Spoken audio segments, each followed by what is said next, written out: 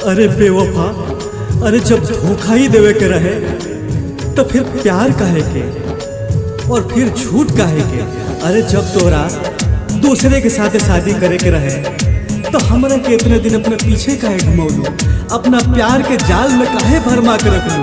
बतावा, आज तो कहता कि तोर शादी हो रहा बा, अरे तो हम कैसे जी पाए। आई तोहरो बारात जो बंधुआरा पर रानी हो, आई तोहरो बारात जो बंधुआरा पर रानी, जइबू तू ससुरालय जहान सुनो उठी और थी हमारा, ये जहान सुनो उठी और थी हमारा, ये जहान सुनो।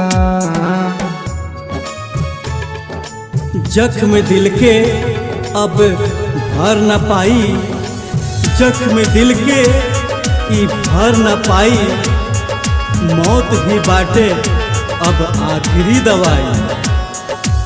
रहे न किस्मत मिले के जान हो, इहे बजान हमारे अंतिम रात हो।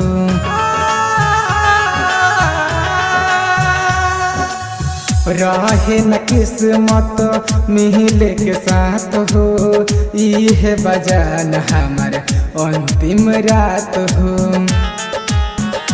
कके सो रहो सिंगार जइबू पियावा के द्वारे, कके तू हमके बर्बाद ए जहान सुनो और थी उठी हमारा, ए जहान सुनो और थी उठी हमारा, ए जहान सुनो।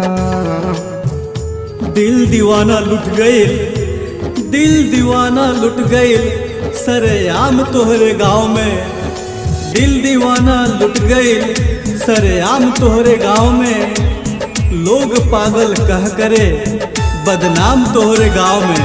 अरे बेवफा, जब बेवफाई करे के रहे तब प्यार काहे कैले, काहे कैले। मेहदी रचैबू अमिताभ जी के नाम के, देखे नहीं आई बरानी हम आज शाम के।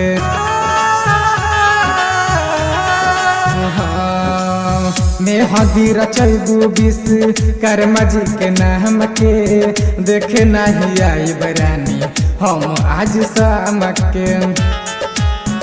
जैबू होते सबेरे जन शंभू के द्वारे, लुट जाई जिंदगी हमारा, जहान सुनो और थी उठी हमारा, ये जहान सुनो उठी और थी हमारा, ये जहान सुनो।